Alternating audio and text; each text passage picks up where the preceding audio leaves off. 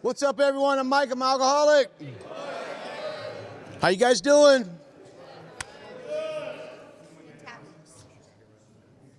How you doing? All right.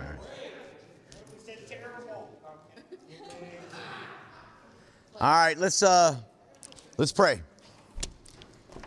God, grant us the serenity to accept the things I cannot change, courage to change the things I can, and the wisdom to know the difference. Amen. All right, you guys seem a little tired tonight. Everybody tired? Yep. Well, how about if we get this thing rolling? Is it good to be sober? Yeah. You guys, that was a little weak. One more time. Yeah, one more time. Is it good to be sober? Yeah! Okay. Mo. We're going to still meet. I'm going to make a couple announcements. So next week, Mo brought up the Super Bowl. We got 12 weeks. We're going to keep moving. And I know that some people might not come, and that's your sobriety. I'm just kidding. I mean, I understand one way or another. We'd love for you to be here. We're going to maybe do a little bit something different this year, where we're going to spend a little bit more time on this 4-step 2 weeks, which is not very much. And then I'm going to try to condense 6 and 7 into 1 week. So if you come next week, which please come, we don't want you to miss out on any of the information. It is on Drew and Corey. Where are you guys at? Raise your hands.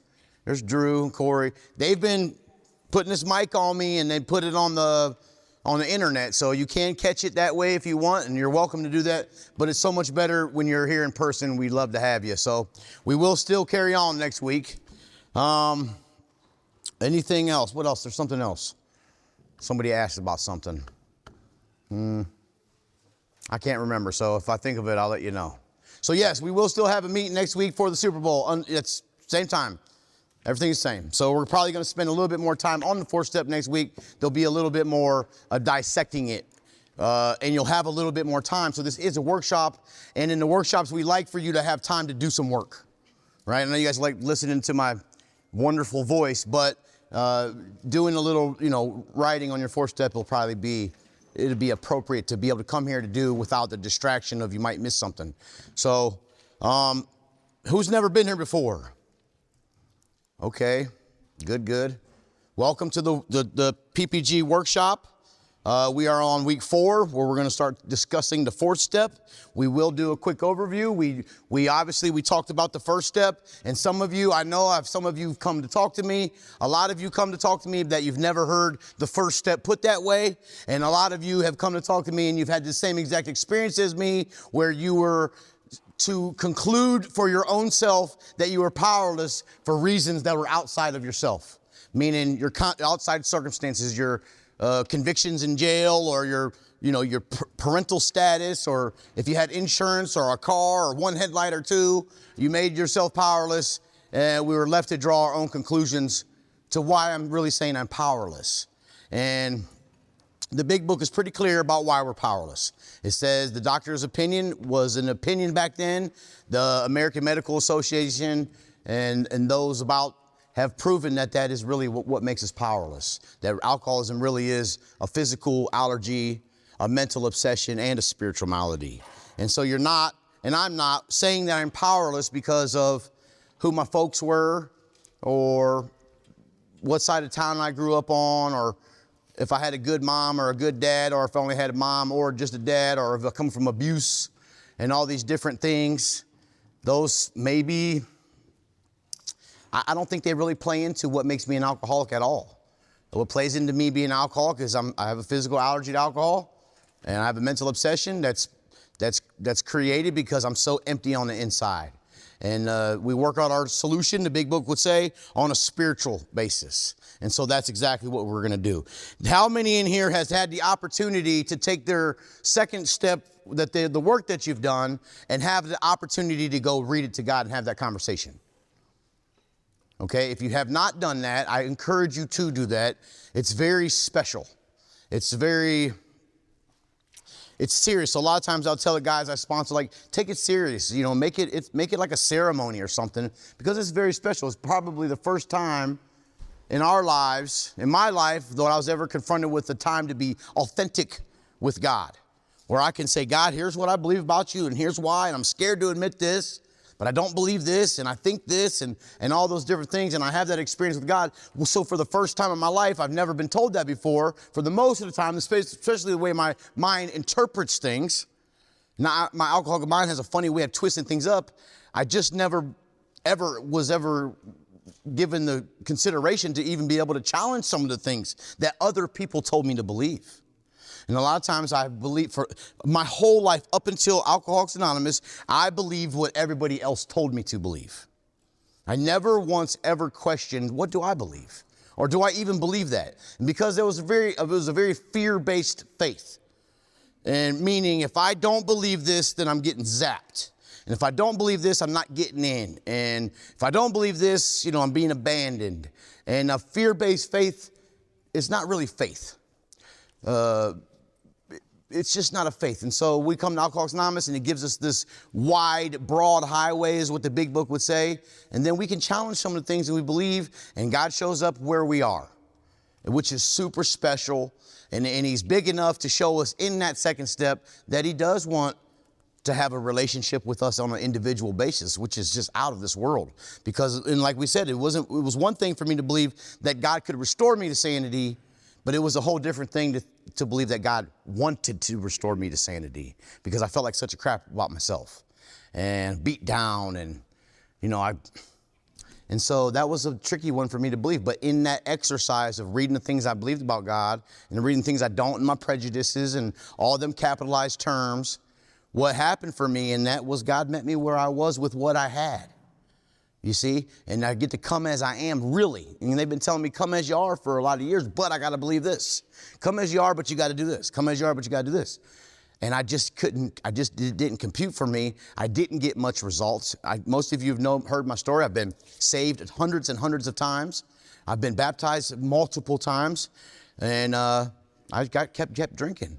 And so the faith that I acquired and all the knowledge and memorizing Bible verses and how far it was from Jericho to Jerusalem, it didn't keep me sober, none bit. I don't think it helped my faith a single bit. You see, and I think being authentic in that second step, and it gives you these things in order, just as like on the second step worksheet, they're in order in the big book, to where it finally concludes to say, do you now believe, or are you even willing to believe? That question is after a bunch of stuff.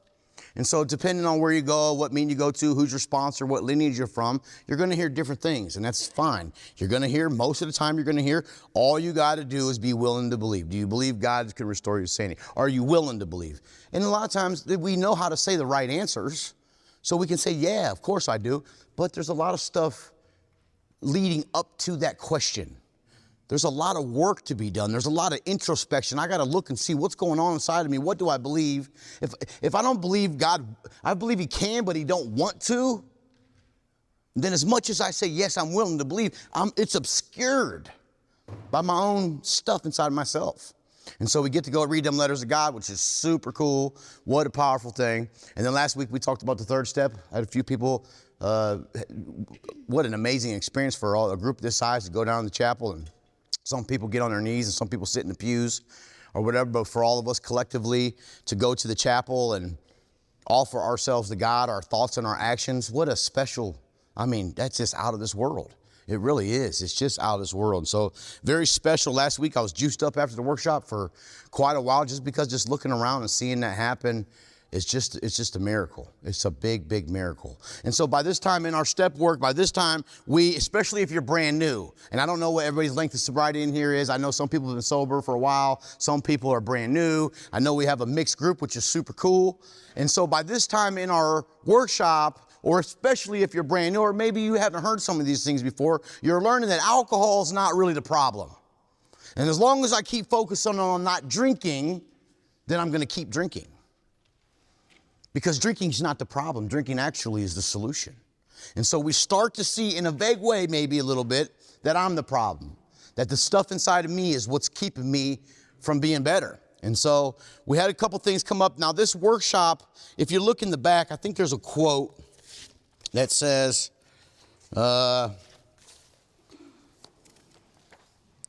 maybe not, it's been taken out.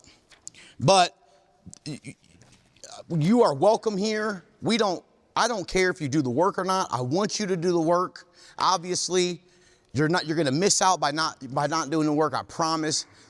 But you should have a sponsor. We all should have a sponsor. We need a sponsor, right? You can come work the 12 steps, and this is America, and you're allowed to do whatever the hell you want to do. And not only is it America, you can do whatever the hell you want to do, but it's AA, which is almost the same, limitless freedom, right? And so you can do this however you want to. But I would encourage you to do this with a sponsor. Have some people and have somebody in your life where you can read your steps to. You come here and do this and read it to your sponsor, share it with your sponsor. You need that accountability. We need another human being. I cannot trust my own thinking. Mike is the problem. Mike's out to kill Mike. You see, and if I was left to try to work these 12 steps in my own strength, for myself, by myself, I would not have gotten the results needed in order to stay sober. I would not have got enough humility. I would not have got enough fearlessness. I would not have got enough desperation. It would not have come, I promise you, unless I had a sponsor. It's vitally important. I fully believe in sponsorship. I believe all problems in Alcoholics Anonymous can be solved by good sponsorship and no other way. I don't think the problems that we have in Alcoholics Anonymous, we're like any society, we have problems like any job site, any church, any club, any group, whatever, everything, there's problems everywhere. But I believe the solution to those problems is good sponsorship. How? One alcoholic at a time. So if we in our community find out that our community has no idea about the traditions, we're doing all kinds of weird things and doing things that we shouldn't be doing and so forth and so on. And so what do? You can't change the whole community at once. But when I sponsor guys, I can teach them traditions. And then when they sponsor guys, they can teach them traditions and so forth and so on. And it'll have a ripple effect in that way. And so we all are all a small part of a great whole. And that's the kind of traditional thing that the traditions talks about. In the first tradition, which was unity, that I'm to place the common welfare of the group before my own personal sobriety. And not only that, I'm supposed to take that principle out into the world, right? Into my job and into my family and to these recreational things I do, and placing the common welfare of a company I work for before my own agenda and before my own paycheck. And as a business owner, if you guys are business owners, you know that the paycheck is cool. The paycheck is great to get. But if it's the only paycheck, what is it? And so the common welfare, the referral is more valuable than the paycheck because it gives me longevity. You see? And that same principle is here at Alcoholics Anonymous. That same principle gives us longevity. You see? And so when I go to my job, the referral is more important than my paycheck. Of course I want the paycheck. I'm not going there for nothing, obviously. But to get some longevity, I place the common welfare of the company first, right? Before my own interests. And so we do that in our homes, and respective occupations, homes, and affairs is what the big book would say, right? And it's an amazing, amazing thing. And so if you think about a seashore, a beach somewhere, and you think about all the grains of sand on the beach, right? There's tons of, how could you count them? They're uncountable, right? But if you think of that, so the primary purpose group, that's my home group. I love my home group. If you don't love your home group, come join ours. Right? I promise you, you'll love it. We will love to have you. But the primary purpose group is one grain of sand on the beach of many, many, many, many home groups. You see? And we're all just grains in the sand. We're all on the same team, and we're all shooting for the same purpose. We want to help other alcoholics achieve sobriety. We want to stay sober.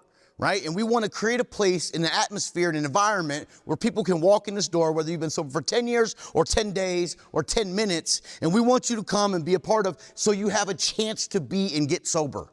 That's the purpose. And our home group, the primary purpose group, we're a very busy group. We're very active. We try to create that atmosphere where people can get sober, where sobriety is attractive. It's a program of attraction rather than promotion. And so when you come here, we want you to be attracted not to the music. The music is cool. And we say some stupid stuff when we're outside smoking cigarettes. You hear the boys talk, it's insane, right? It's insane. But we want you to be attracted mostly to the 12 steps, right? Come here. You're going to hear about the 12 steps. You're probably not going to come to a meeting named Primary Purpose Group if you're not serious about sobriety. You see, but we want to make serious about sobriety attractive again. Not that it hasn't been all the time, but we want people to get sober. And no different than a primary purpose group is one grain of sand on a beach, is no different than me or you as an individual is one grain of sand on the beach as well. Right? And so we're all part of a small part of a great whole. Right? And that's really what we are. And so there's going to be some traditions, and we'll get into it, that we're autonomous and we can do whatever we want to do as long as we don't affect other groups or AA as a whole. And we'll talk about that. And so last week, what I didn't get a chance to talk about was the third tradition. And I have that. I'm going to read it to you, and we'll cover it, and then we'll get into the fourth step. It says, our membership ought to include all who suffer from alcoholism. Hence, we may refuse none who wish to recover. Nor ought AA membership ever depend upon money or conformity. Any 2 or 3 alcoholics gathered together for sobriety may call themselves an AA group, provided that as a group, they have no other affiliation. This is the long form. I'm a fan of the long form. My sponsors are a fan of the long form. The short form is great, but it's the snackables. The short forms are snacks, little snacks that you can eat. You know what I mean? The long form gives you a little bit more explanation of that. And so the third tradition sometimes gets misunderstood, and we use it contrary to how it was supposed to be used. The reason we have a third tradition is because early days in Alcoholics Anonymous, we had membership rules and fees and all these different things that you couldn't come to AA because of, right? And so they had all the story goes that everybody had to write their membership rules down, and they sent them to the central office or the grapevine. I can't remember which one. You can look it up for yourself. And when they got all the rules together, our founders, Bill and Bob, because of all the rules, were not able to attend Alcoholics Anonymous.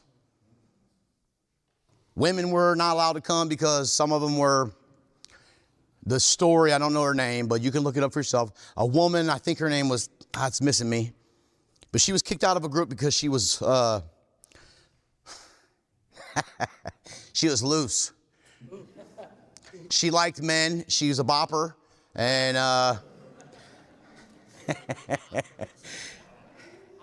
and so they kicked her out of the damn meeting. And so,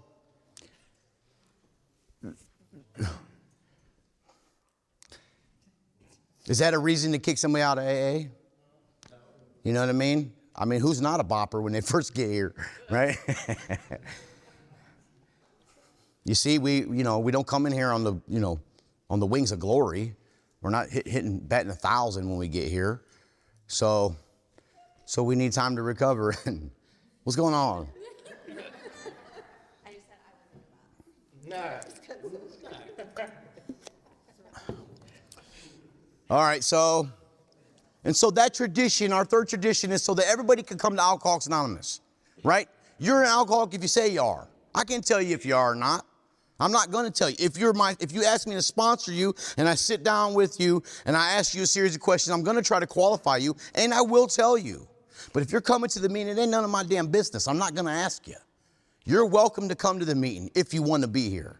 You're welcome to be a part of Alcoholics Anonymous because you want to. And that's enough. That's simply enough.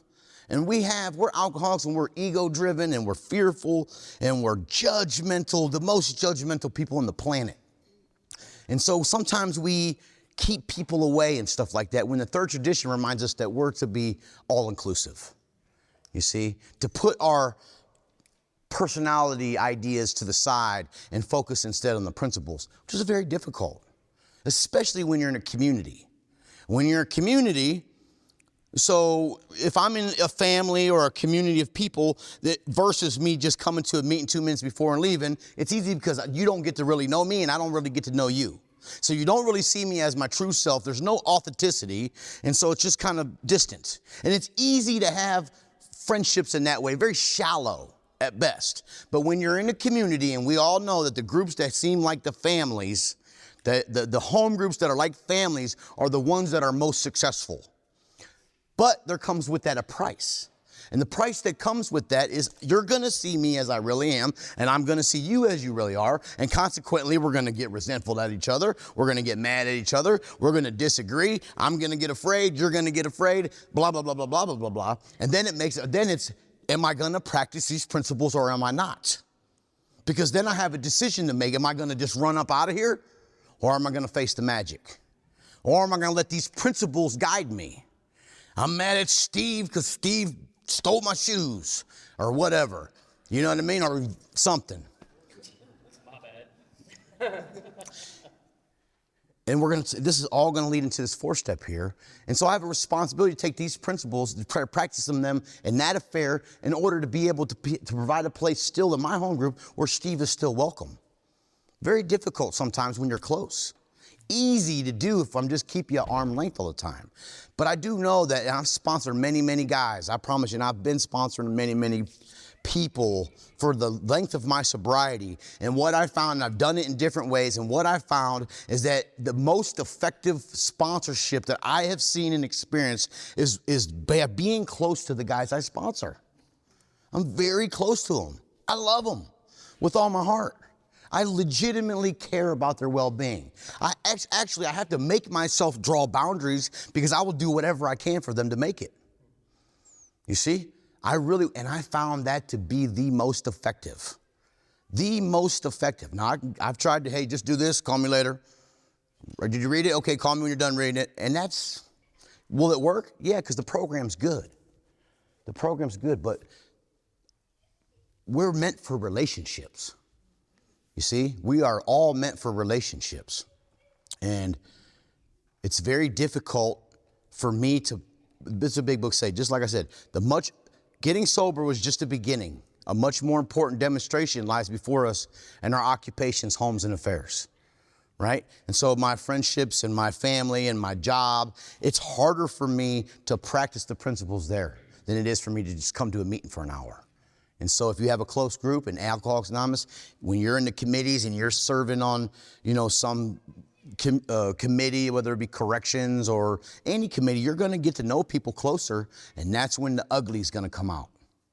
That's when you're going to be seen as you really are, which is pretty cool. And not only that, but you're going to see other people as they really are. Right? And if you're a good alcoholic, like I'm a good alcoholic, we're going to put people on pedestals. The problem with putting people on pedestals is as soon as they show you that they're human, you're going to kick the ladder out from under them. And it's hard. It's hard to deal with, I promise you. There's no big I's and little U's. Does that make sense? We're all a small part of a great whole. And we have to remember that. But we're driven. And so how do we do that? Well, that brings us to our 4th step. These things in the 4th step, which are resentments and fears and our sex conduct, covers almost about every aspect of our life. It's really magical how that is. And so when I'm walking around life and I'm resentful or fearful or I have some poor conduct, it's going to inevitably separate me from you.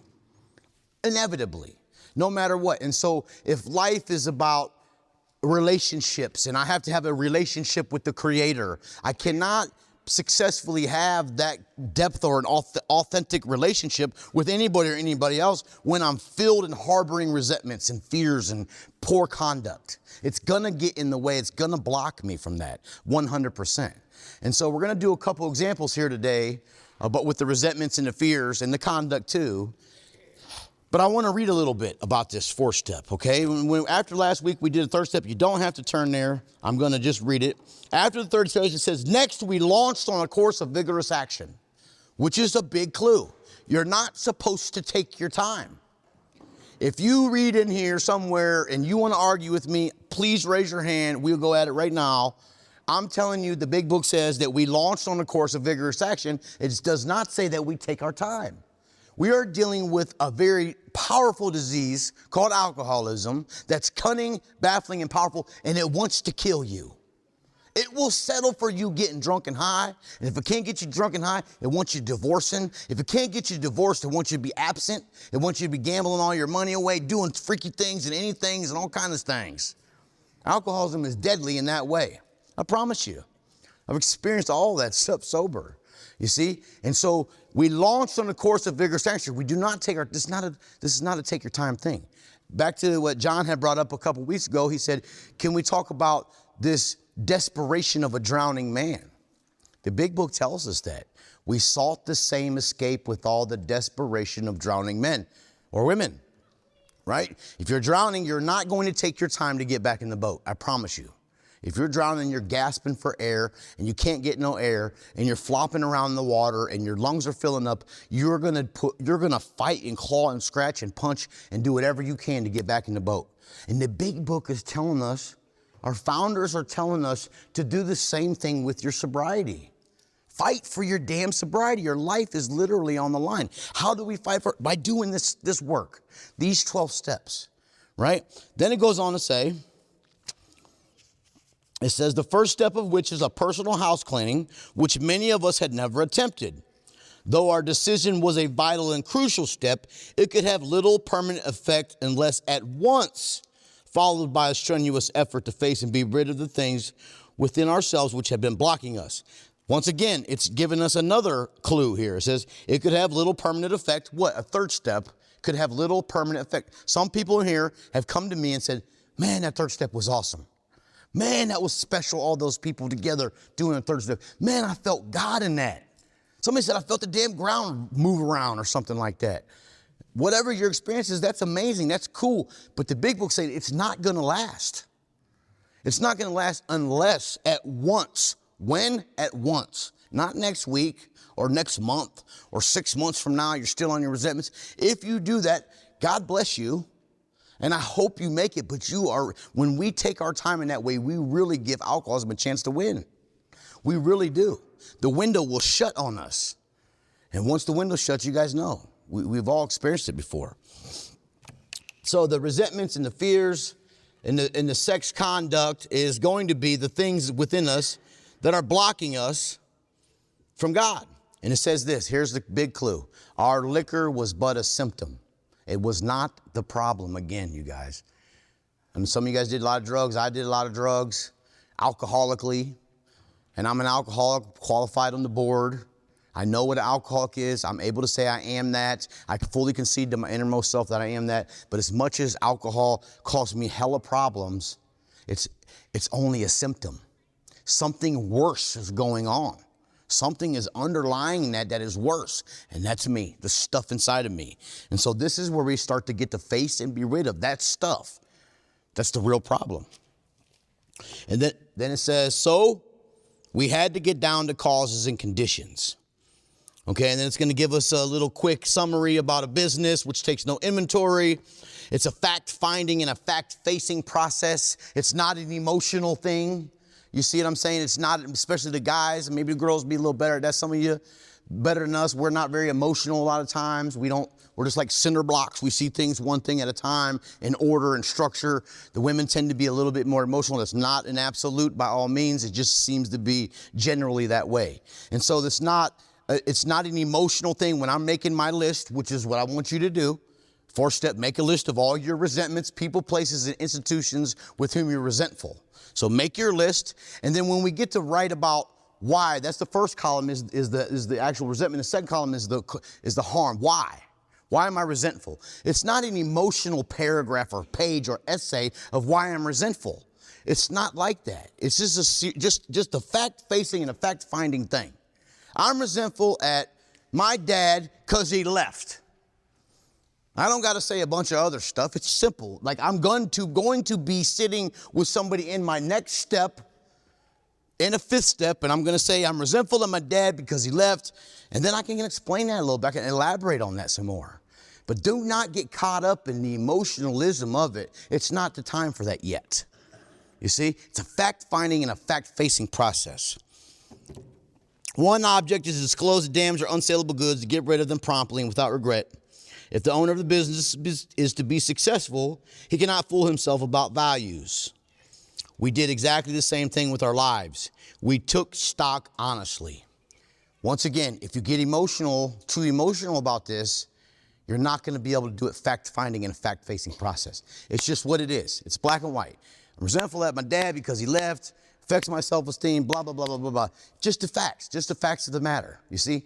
It certainly requires us to go through the first 3 steps because I lack the power of my own strength to get rid of this stuff, right? I do not have enough power of my own to get rid of resentment. I've been in the county jails by myself in a cell and lights out at 9 o'clock or something like that. Lights are out. I got a book. I can barely see. fall asleep reading a book, wake up a couple hours later, and a resentment kicks in about something happened on the street. And it kicks in and I can't get it out of my head, and I'm pacing the floor at 3 in the morning in a jail cell because it's driving me crazy. You see, that's happened to me several times. And if you're an alcoholic, you might not be in a jail cell, but that will happen to us out here in the free world. We'll be at home pacing in the back and forth and mad as in hell. It drives us. Okay. First of all, we searched out the flaws in our makeup which caused our failure, being convinced that self manifested in various ways was what had defeated us. We considered its common manifestations. Resentment is the number one offender. It destroys more alcoholics than anything else.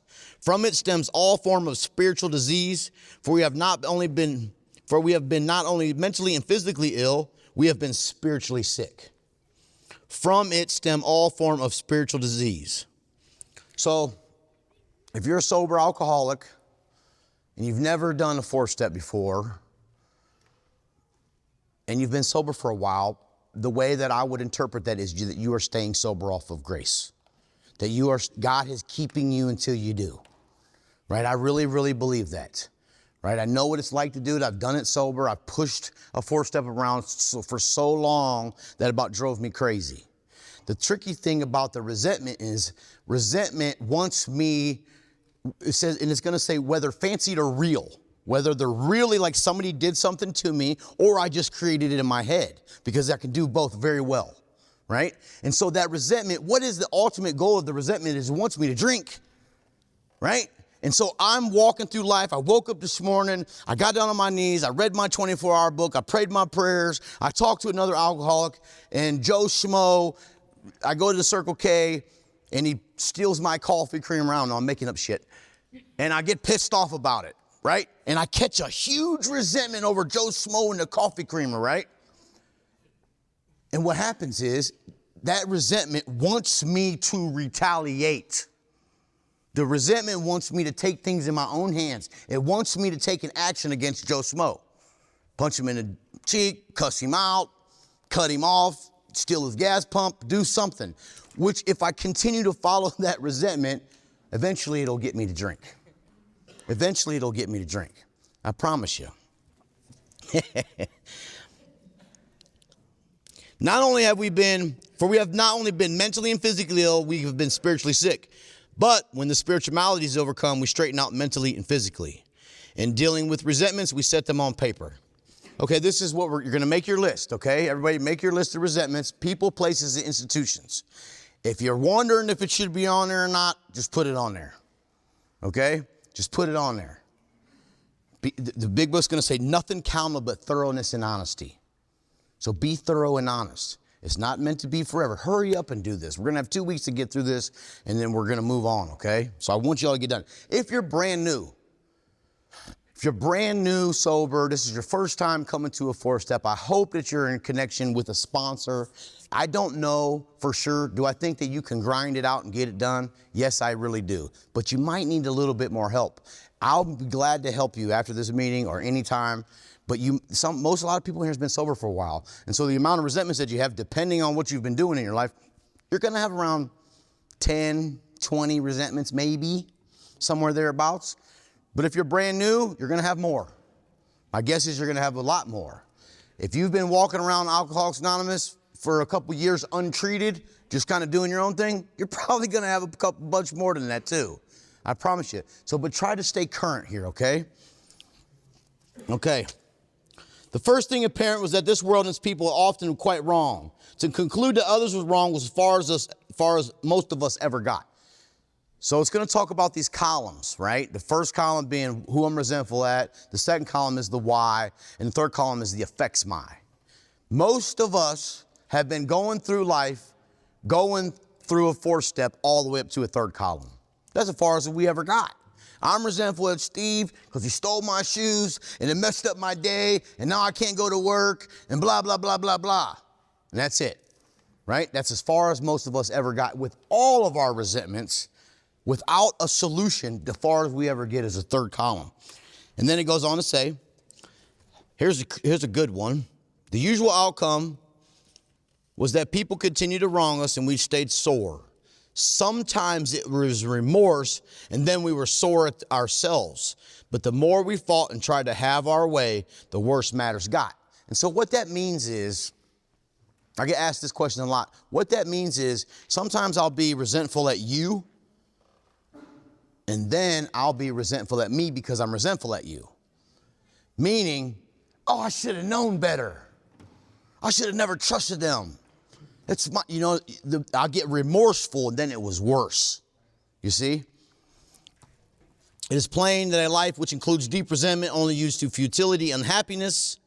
To the precise extent that we permit these, do we squander the hours that might have been worthwhile.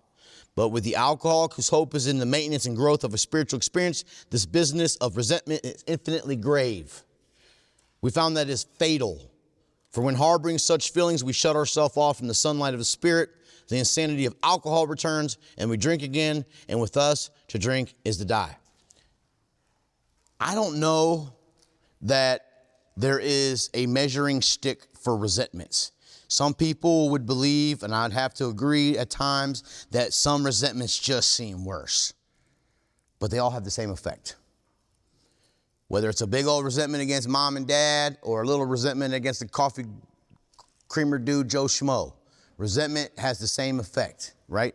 It causes more harm than anything else. From it stem all form of spiritual disease. So I don't know that I like to say that resentments are bigger than others. Some affect us differently. Some may be a little deeper because of our childhoods and stuff like that. But all resentments are the same. So sometimes I hear guys, man, I got a little bit of a resentment. All resentments are equal in the harm that they can cause to us. Okay, so I don't want you to leave nothing out of your 4-step because you think it's just a little small thing. The big book is very clear that resentment is the number one offender, okay? If we were to free of anger, the grouch and the brainstorm were not for us. They may be the dubious luxury of normal men, but for alcoholics, these things are poison. We turn back to the list again for it held the key to our future. We were prepared to look at it from an entirely different angle. For all of our lives, no matter how old you are when you got here, we've been looking at the 4-step through them we've been looking at resentments through them first 3 columns. I'm mad at Steve. Sorry, Steve. He stole my shoes. Messed up my whole life. Lost my job. Wasn't for Steve. I would have been at work on Saturday. Blah, blah, blah, blah, blah. And it just gets worse and worse. And then I go tell somebody. The worst thing is if I go tell somebody in Alcoholics Anonymous and you know what they say? Forget Steve. They help me to be a victim. That's dangerous for us, you guys. It's very, very dangerous. And the big book says from now on, we're going to look at it from an entirely different angle. My sponsor always told me, victims never recover. Victims never, ever recover. No matter what happens, no matter what your resentment is, we have an opportunity here to take responsibility, which is probably one of the most self-fulfilling, empowering things that we can do as human beings. We can take responsibility. We began to see that the world and its people really dominated us. In that state, the wrongdoing of others, fancy the real, had power to actually kill. How could we escape? We're not going to be able to wish these resentments away. We're not going to be able to think them away. We're not going to be able to reason them away. We're not going to be able to pray them away, right? We're going to have to take some action here, and we're going to get into that. This was our course. We realized that the people who wronged us were perhaps spiritually sick. Though we did not like their symptoms and the way they disturbed us, they, like ourselves, were sick too. This is such a controversial prayer, and I'll tell you why in a second. We asked God to help us show them the same tolerance and pity and patience that we cheerfully grant a sick friend. When a person offended, we said to ourselves, this is a sick man. How can I be helpful to him? God, save me from being angry. Thy will be done. And it gives us such a cheat code here. The cheat code is we avoid retaliation or argument. If you have an ability, would only be by the grace of God or whatever it takes to avoid retaliation or argument, you're going to save yourself scoops and scoops and scoops of pain and problems. Now, based on that prayer, what you'll hear after you go to the meeting, which is fine because we're all guilty of it, we've all done it, you're going to hear, oh man, I'm resentful at Steve because he stole my shoes. And then then I'll say, but He's sick. He's new sober. I'm just going to pray for him. What you mean you're just going to pray for him? That's not what the big book tells us to do. Now, back at the end of the big book, there's a chapter, and it's going to say that I have a resentment I can't get free of. I'm supposed to pray for that person for 2 weeks for everything I want for myself. Wonderful thing to do. But that story is no different than me going to one of the middle of the road meetings that don't have the solution. There's nothing wrong with me praying for Steve for 2 weeks to catch big fish and shoot big deer and go on big vacations and beat everybody in 2K and all the cool things I want to do and pray that for Steve. Wonderful thing to do. And if you're real damn resentful, you'll probably not, this will be very difficult to do, but you can't come to start praying it, and it can be helpful. There's nothing wrong with it, but it's not the solution. It's not the solution. And I've heard it said that when I take that stance in a resentment, I'm just going to pray for him. Yeah, it's messed up. He stole your shoes. But you've been praying for him? Yeah, I've been praying for him. So what happens is when I do that, then I take an attitude of superiority. And that's contrary to me just being a little grain in the sand. With Steve, he's another damn grain in the sand. Right? We're just two little sands on the beach.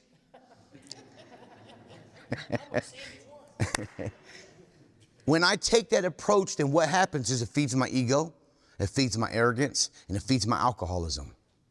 Now, I don't want to get it. There's nothing wrong with praying for people you're resentful at. It's a wonderful thing to do.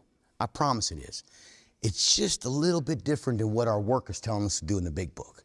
You see, the big book is actually telling me to pray for what? Pray for me. I'm the one who got the damn resentment. God, please give me the same tolerance and pity and patience. I cheerfully grant a sick friend. God, save me from being angry. I'm supposed to avoid retaliation or argument. You see, this is about me. I'm the one with the problem. I have to pray to God to help me have these characteristics because my characteristics and my attributes are like slander, superiority, blah, blah, blah, better than. Division is what that leads to. It leads to division. You see? And so when I take this approach, this is a sick man. Sick, maybe a little bit different from me, but sick just like me. Just like me. You see? And when I found in my resentments and throughout my sobriety, when somebody offends me, if I'm able to place myself in their shoes, it's easier for me to work this out and do the work and take responsibility. What I find it hard for me to do is if I'm incapable of placing myself in somebody else's shoes and seeing why they may have done this, then it becomes different. Then the responsibility just gets a little bit tougher. It's still possible, nevertheless. It's still my responsibility. But when I can place myself in other people's shoes, it helps me to relate. You see? Okay.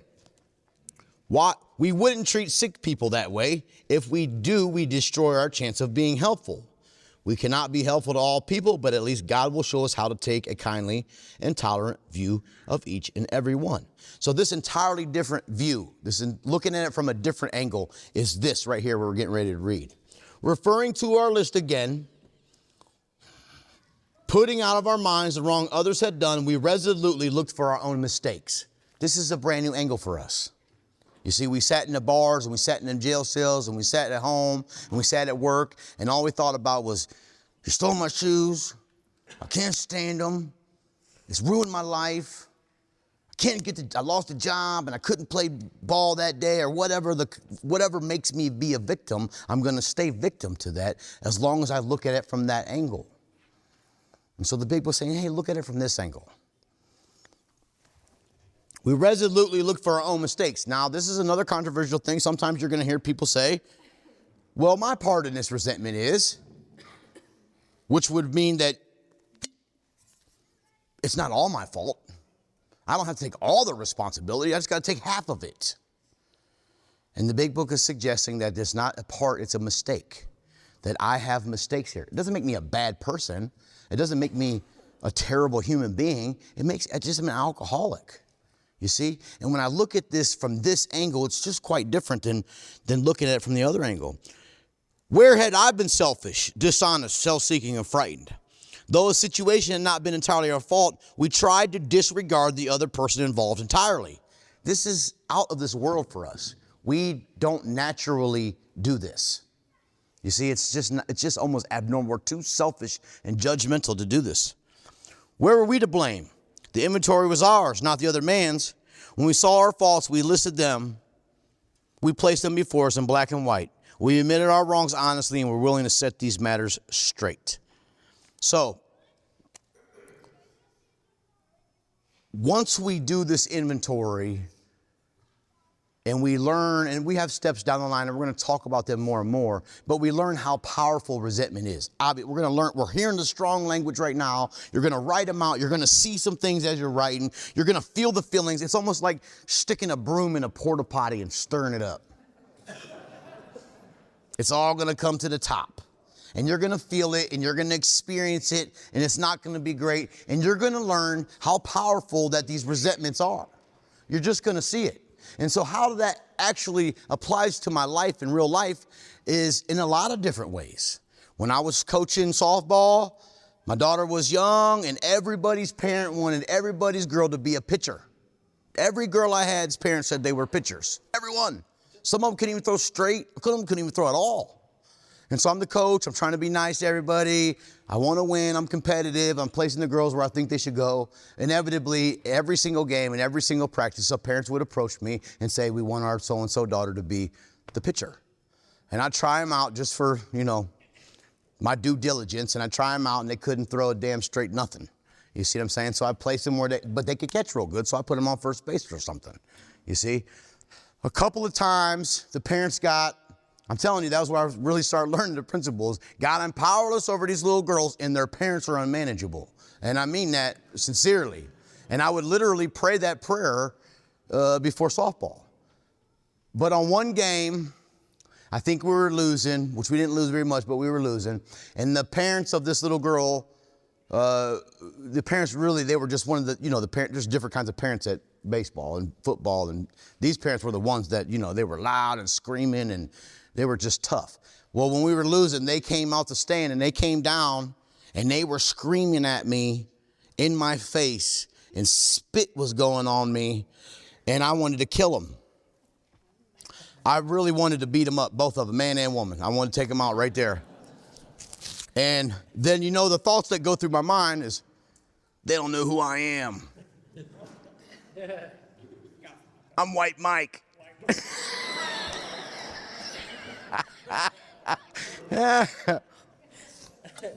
I'd knock them out. All these crazy things start going through my mind.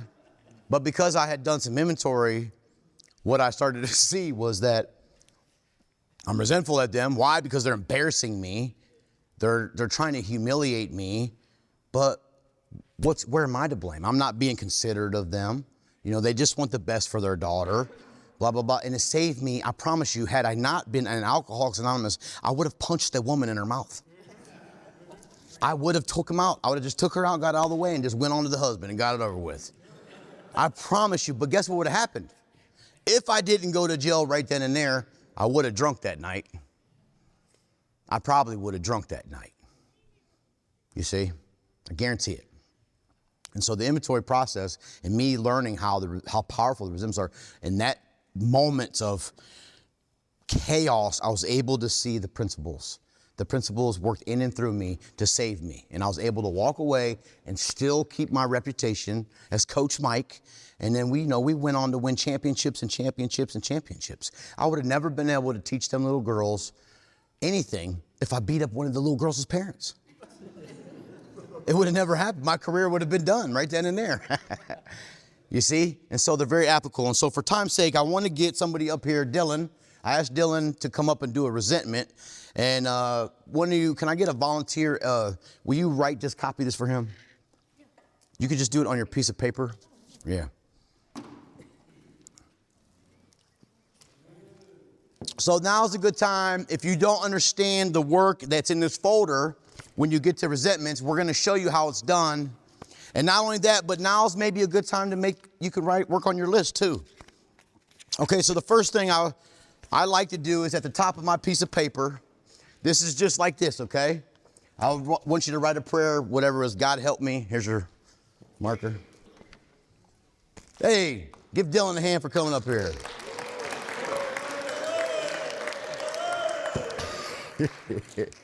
So write, God help me, or whatever prayer you want. The prayer I used to use when I first started doing this inventory was, God, please guide my pen to show me the truth about myself. And in that prayer, I was supposed to just write whatever came to my mind and trust that God was using my pen to show me the truth about myself. Or you can pray the prayer, God help me to face and be rid of the things within me that are blocking me from you. Or what I do most of the time is I just write, God, please help me. Okay, so if you see this paper as this, and I don't care which way you do it, some people do, I do not care. Over here, Dylan, I want you to write who you're resentful at. Real small, because you need the whole board. 16, when you go to write the cause, you get 16 words or less. Non-literature-based AA meetings and members. Uh-oh. I just did this in a 4-step, so like this is the reality. This is like current. You know what I mean? So, Uh-oh, here we go. Okay, so underline this. Non-lit, literature-based. I thought he meant like non-lit, like non-exciting meetings, you know what I mean? Non-lit, literature-based AA meetings and members. That's who he's resentful at. Now, 16 words or less in this little area. Write down why. Oh, boy. Triggers.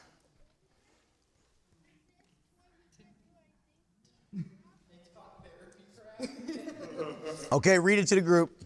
talk therapy crap, not the program. Okay, now, before I share any of my opinions, I'm just going to get through this. So, okay, that's your first column. This is your second column. And now Dylan's going to do his third column. And I want you to do it across because we're going to erase it in a minute, okay? And so what I want you to write, and I'll help you through it. So just write SE right here, which stands for self-esteem. And I want you, remember when he was in middle school or 6th grade and they said, write out your answer in a whole sentence form, right? Mm-hmm. And so that was because they knew you'd be in AA. You write down, I am playing the role of, and you fill in the blank. What role do you guys think he's playing? Victim, God. Okay. I just did this, so Good, good. The next question it says, who do I think I am? So you write, who I think I am is.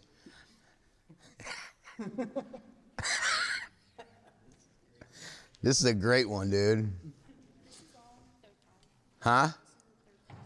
This is the first column is who you're resentful at. The second column is why. The third column is it affects my. Okay, what'd you write? Who I think I am, God. Bam. God. Anything else there? Okay. That's what I was saying. Does it hurt your finances? Is your money hurt or threatened? No. Then sometimes money will not be threatened in this third column. Okay, so sometimes the money and the sex will not be affected, but all the other ones will be. So the next one is ES, which stands for emotional security. And then you write, what I think I need to be emotionally secure is, and then you fill out the blank. Read it to the group. What I think I need to be emotionally secure is right. Is to be right.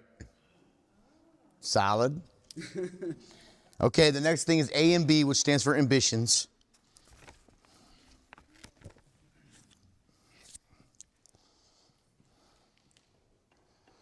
What do I want from this person or from the non-lit based AA meetings? What I want from them is, and then you fill in the rest.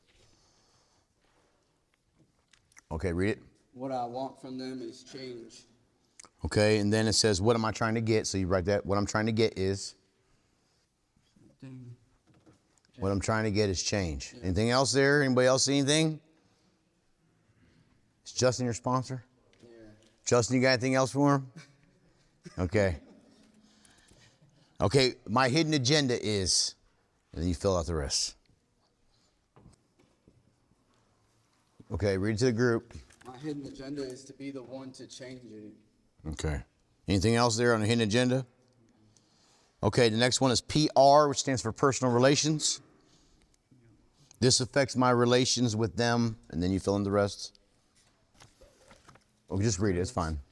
says this affects my relations with them to be in agreement.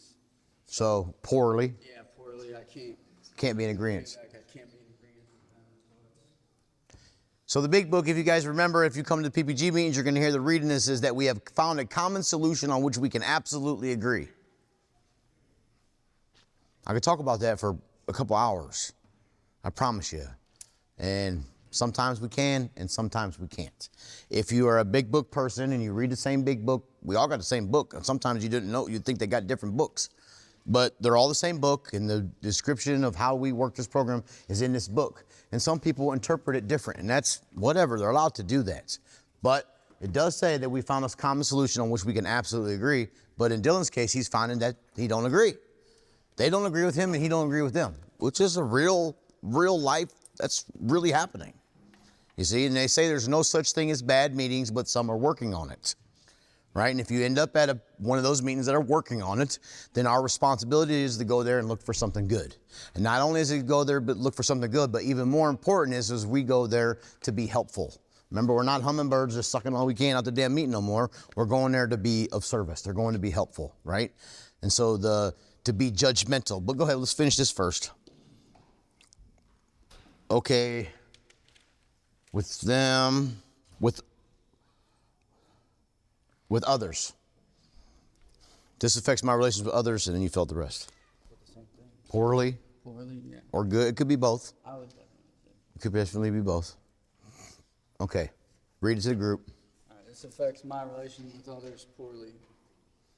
Any questions for Dylan? Anything at all? Anybody see anything different? Okay. This is where we look at it from an entirely different angle, right? This is where God help me show them the same tolerance and pity and patience that I cheerfully grant a sick friend. And our writers wrote all that in there to kind of help us to look at it from a different angle. I'm telling you, if you go to any meeting, you're going to hear so-and-so I was resentful at so-and-so and I prayed for them.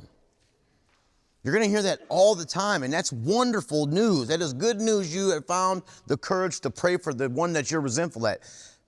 But the big book is telling us to do a little something different.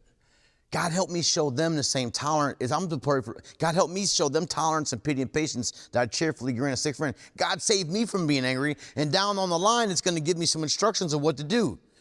Ask God to remove it at once. Tell someone immediately. Make amends quickly. Turn my thoughts. That's what's going to tell us to do in the 10th step. There's none of this, get to praying for them. I don't want to be... It's going to rob me, especially if I take a superiority kind of a thing there. Then what's going to happen is the humility and the selflessness that I need in the sense for God to be able to move in my life, to remove these things from me. I'm going to block myself right off from it by my arrogance.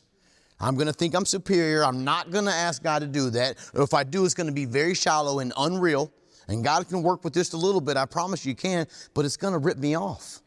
Does that make sense? And so what happens is in this third column, 99% of the time, like a Maury show, a DNA test of who's the daddy, this is going to be all bullcrap. Everything in your third column is almost inevitably going to be a lie. It's going to be what the disease told you, what your ego told you. It's not going to be true. You see, he does not really need to be right to be emotionally secure. That is not the truth. That's just what his disease is telling him. You see? I wrote that top one as already the explanation for his call. Does anybody have any other questions there? Okay, we're gonna putting on our minds the wrongs others have done to us. We're gonna readily look for our own mistake. Where have we been selfish, dishonest, self-seeking, and frightened? Where were we to blame? That's what it's going to ask us.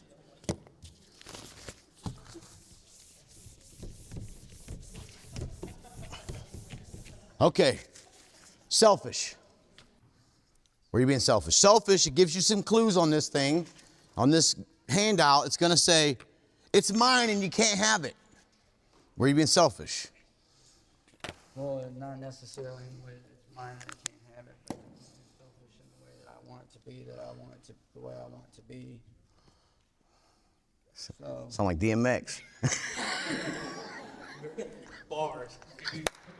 So like I want it to be the way I want it to be. Okay.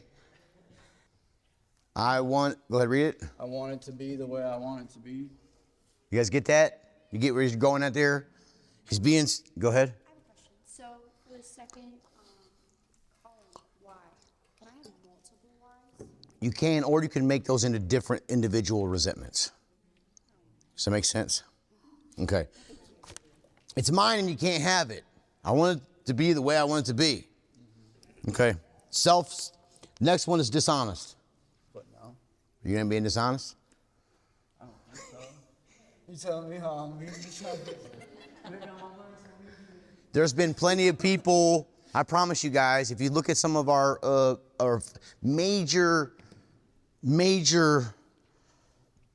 members, pillars of Alcoholics Anonymous have been your Clancy's and your Tom Iversters. And these people that are not so much big book people, but they helped countless alcoholics. You see what I'm saying? I promise you they have, and they've been on the circuit, and they've been in other countries, and they've been doing things in Alcoholics Anonymous that's phenomenal.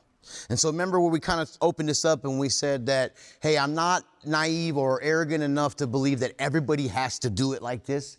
But all I'm asking is that if you don't have to do it like this, be thoughtful of me that I have to, right? Be thoughtful of me that I really got to dig in deep. You see, because my emptiness is just deep.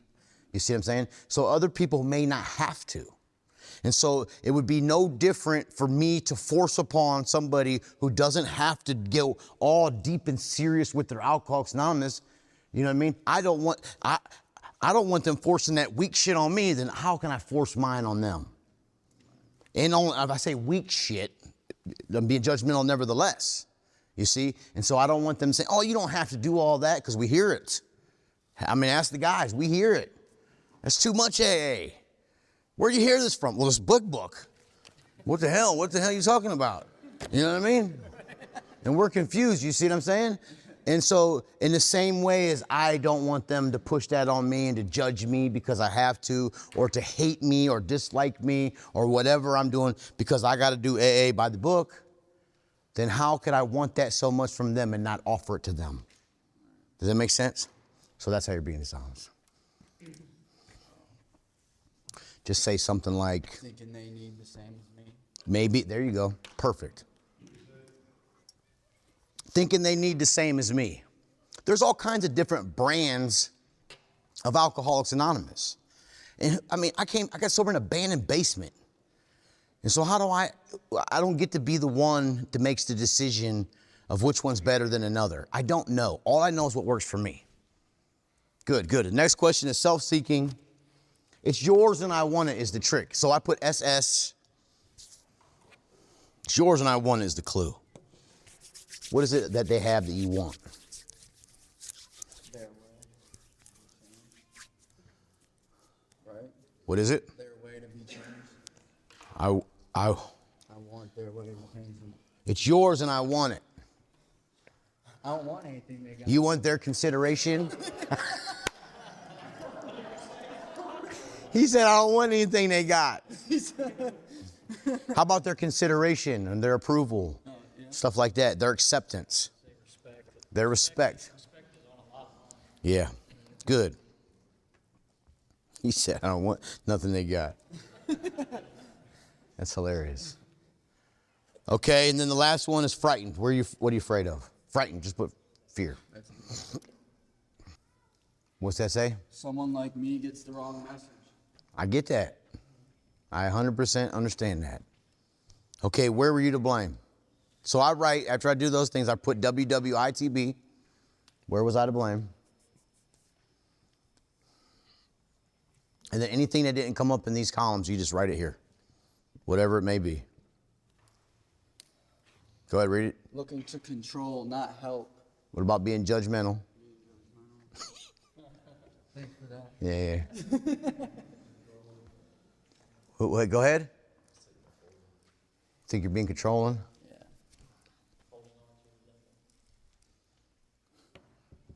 Yeah. Now, this is a really good one, you guys, because I come from a brand of AA where came to Alcoholics Anonymous, and I was in the middle of the road, kind of a step worker, meaning my sponsor made me do bare minimum stuff, right? And I didn't know any better. It wasn't like I knew there was any different way. And I did checklist inventories and stuff like that, and I almost drank over it. And I don't know for me what I got left in me. You see what I'm saying? Luckily, enough sanity had been restored from the step work that I had done that I was able to get around some other people who were, it was a completely different kind of AA. It was just simply what was in the big book, but I didn't really know it. You see? And so I believe the same way as you do. I think the danger for us is that when we have that experience, or we kind of have to have the power of God in such a way to restore us to sanity, that we get afraid for the other people who come in like this. And I know it happens. And what's going to happen, and you'll hear me say it, I'll say it all the time. I'll say it from the podium, and I'll say it from everywhere, is that it might not work for me. And guess what I'm going to say? I'm going to say what I always said every time I came to AA before, all the millions of times. I've been to AA, and AA don't work. And AA works fine. And AA is an amazing program. And so would it be a great and wonderful place if we all believed the same thing and all did the same thing? Maybe it would. But maybe on the other side of that coin, the people who are, that didn't get it, they haven't dug the holes that we have. They haven't crossed the lines that we've crossed in proportion for another drink, the things that we've done, the pitiful, incomprehensible demoralization. Maybe they didn't cross all those lines, and they don't have to, and we might miss them by trying to make them do what we do. And I found, like, when this led into my life, the way it was I wasn't taking the position in step 3 to be helpful. I was looking to change and make things the way that I think they should be, instead of being loving and tolerant and doing all those things. But I didn't even notice it was going on. Yeah. I got to the point where I was judging everybody. I was paying attention to what you said, and it really did start bleeding into like every aspect of my life, all because of this one thing. Yeah. Give Dylan a hand, y'all. Good job, buddy. Thank you. Good job. Okay, so you've seen how, was you able to get all that? Never mind. Okay. So you've seen what we do. This is what we're going to do when we write our inventory. Is the third column a little bit more than what the big book says? Yeah, but a lot of us have done inventories a lot. And so we need to kind of see how our ego is manifesting itself. So I ask you these a little bit more questions to kind of see where that is. My self-esteem, what role am I playing? A lot of times it's going to be God. A lot of times you're going to be playing the role of the victim. In the 5th step, it's the big book's going to say that we put on a stage character.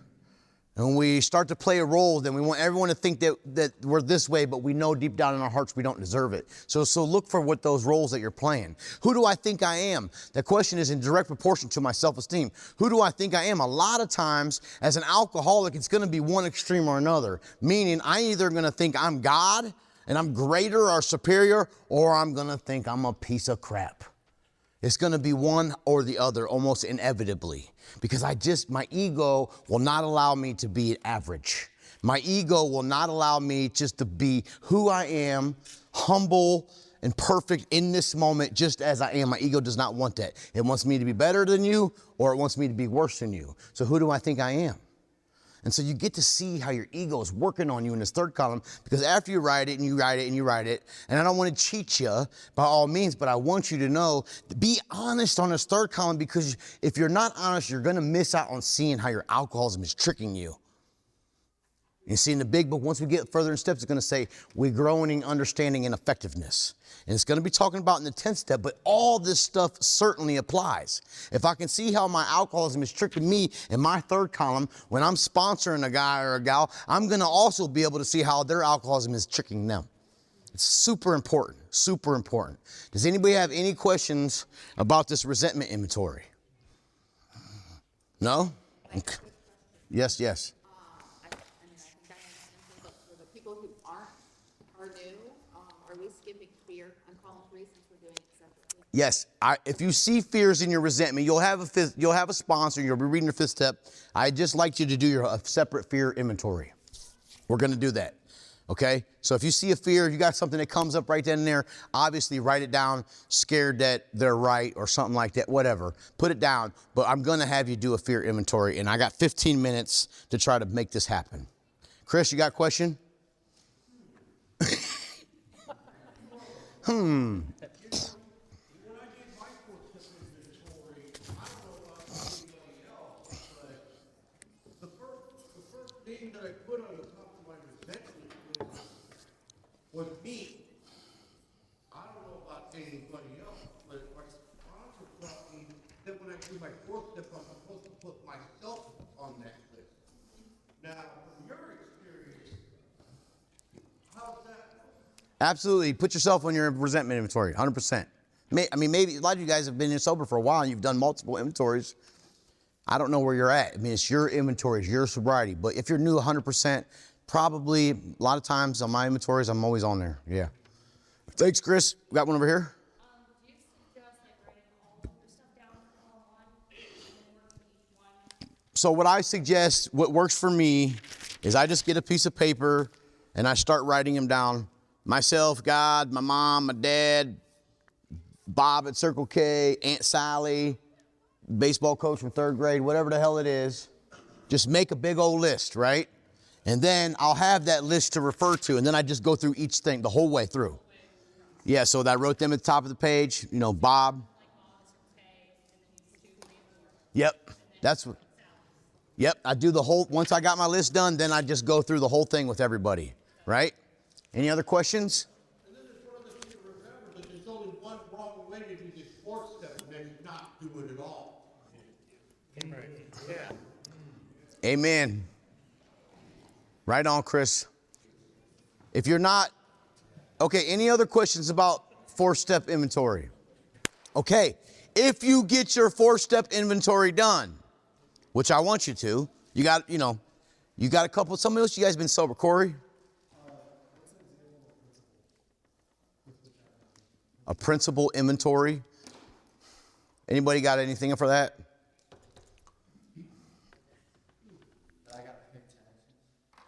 That's principles I live by. What are principles you live by? Be a loyal friend. Are you resentful at that? Because it's got you and jammed up being loyal to people that you shouldn't be loyal to? Maybe that principle that is something that you resent. You see what I mean? I don't know. Be whatever the principles that you live by, absolutely, it does say that in our big book that we're to look at those. Right? So look at your principles. A very good question. Anybody else? Okay. I want to show you, we got 10 minutes and we're going to go through this same thing. Once you're done with this resentment inventory, I want you to do the exact same thing. Make a list of fears. Spiders. Girls. Boys. She leaves, she stays. He leaves, he stays. Having kids, being a good parent, man, that's some big ones, right? Write all your list of fears down, and then we're going to do this. Justin, we come on up. I asked Justin to come up. Give him a hand.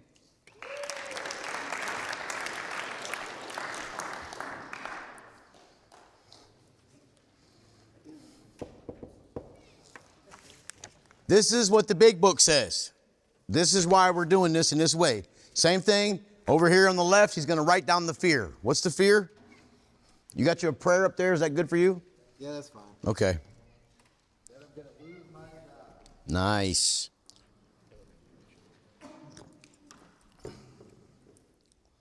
Why? Because throughout my entire life, I've lost every job I've ever had, and I'll write that down. Okay. Lost every job I've ever had. Are you showing up late for work? At my current job? No. Sure. Well, sometimes. I'll put that on there. Damn, maybe a little. Yeah, well, you know. Are you giving them a dime for their nickel? No. No, I put that on there.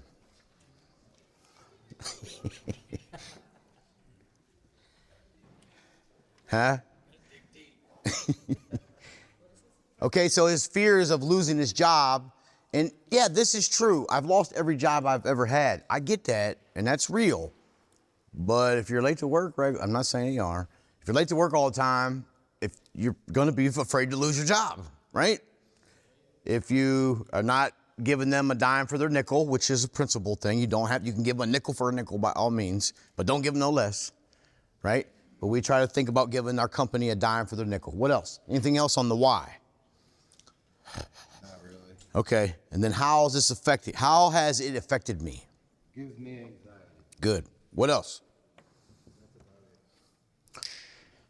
Okay, so usually when it comes to fear, the big book is going to say, and we're going to recap this next week, is that as an evil and corroding thread and the fabric of our existence was shot through with it. That it ought to be classed with stealing because it causes more harm. Meaning, fear is going to drive me. It's going to have me, if the closest direction from me to that restroom is to go this way and go right up here, but I'm scared of, what's that fellow's name right there? What's your name?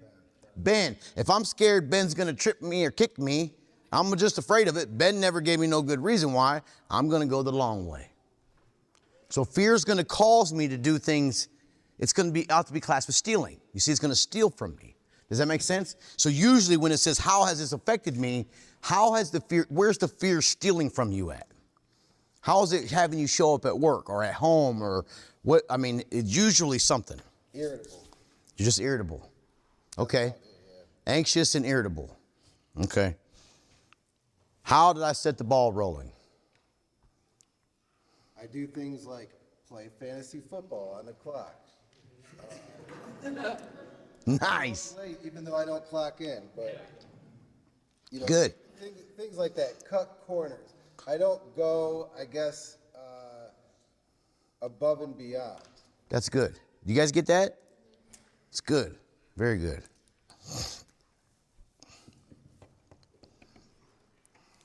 And so a lot of times you're going to hear stuff about fear, face your fears and stuff like that. If I'm afraid of spiders, I'm not letting a bunch of spiders crawl over me to face them. It's just not going to happen, right? And so the big book is saying, look at it from an entirely different angle. Here's a different way. You see what I'm saying? We ask God to remove our fear and direct our attention to who he'd have us to be. That's exactly what the big book says. And so never in my life, when I had run up to a fear prior to Alcoholics Anonymous, did I ever consider asking God to remove my fear. I'm a man. I'm supposed to face my fear. Matter of fact, I'm not supposed to be afraid of anything at all. Right? Blah, blah, blah, blah, blah.